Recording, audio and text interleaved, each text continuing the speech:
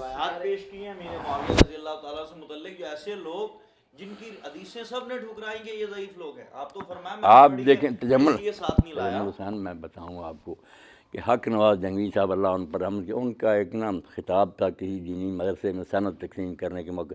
کہنے لگے آج میں ایک ایسی بات بتاؤں گا کہ شیعت کی موت ہو جائے گی. وہ مجھے نا جب میں گلگشت میں ایک اہل حدیث نے لا کر دی، کہنے لگا یہ دیکھو سب سے بڑا دشمن ہے صحابہ کا مجلسی، اس کی کتاب ہے بحر الانوار، شیعوں کا دوسرا امام ہے حضرت حسن. وہ کہہ رہا ہے جب پوچھا حضرت معاویہ کے بارے میں، انہوں نے کہا یہ میرا امام ہے، میں نے اس کی بیعت کر لی ہے، تم بھی کرو. یہ عبارت بیٹا پڑھی کہ امام کا حضرت حسن نے. میں نے کیا بڑی بات ہے. اب بحر الانوار پڑھی تھی، میں نے وہ آ کر دیکھی تو حیران رہ گیا کہ یا تو حق نواز صاحب کو سمجھ نہیں آئی یا بددیانتی کی انتہا.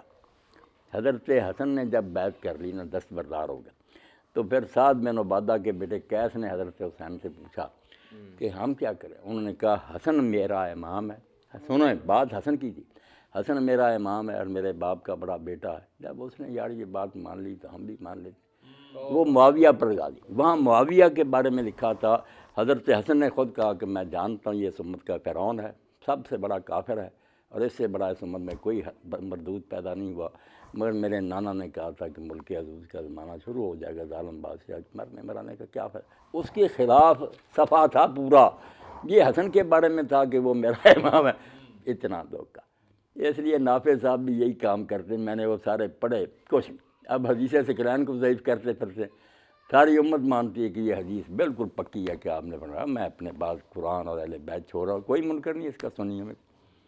یہ تو میں نے بھی نافع صاحب کی کتاب میں پڑھا کہ وہ کہتے ہیں کہ حضرت حسین اور قیس بن عبادہ انہوں نے بیعت کی حضرت امیر معاویہ نہیں کی. بیعت تو کرنی تھی، وہ تو سمبل ہے نا کہ پھر لوگوں کو جب حکومت ماننی ہوتی تو علامت تھی کہ ہاتھ میں ہاتھ دے دو.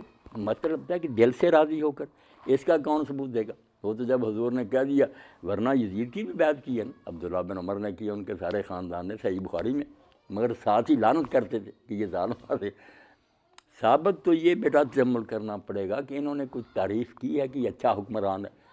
حکومت دستبردار کرے کہہ رہا چلو بن گیا ہم مانتے ہیں کہ اس وقت حکمران.